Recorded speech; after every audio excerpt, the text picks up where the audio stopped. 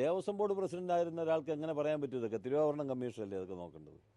Devaswom board president kilo കണക്കിന് തൂക്കി നടക്കുകയല്ലോ.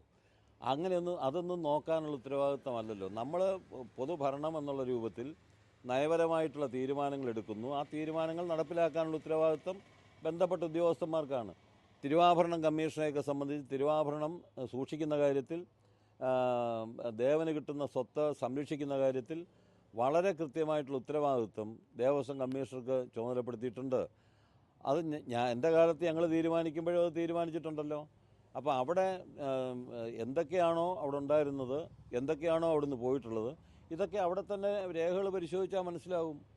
അതല്ലാതെ ആ ചോദ്യങ്ങൾക്കെല്ലാം കിലോയോ അല്ലെ ഗ്രാമോ ഒന്നും ഉത്തരം പറയാൻ ഞാനില്ല, എനിക്കറിഞ്ഞുകൂടാ. അത് പോലീസ് അന്വേഷിക്കട്ടെ. ഞാൻ പറഞ്ഞല്ലോ, ഇപ്പോൾ പോലീസ് ഉദ്യോഗസ്ഥന്മാർ വളരെ പ്രഗത്ഭരായിട്ടുള്ള ആളുകളാണ്. അവർ നല്ല നിലയ്ക്ക് അന്വേഷിക്കുമെന്നുള്ള കാര്യത്തിൽ എനിക്ക് തർക്കമില്ല. അന്വേഷിക്കട്ടെ.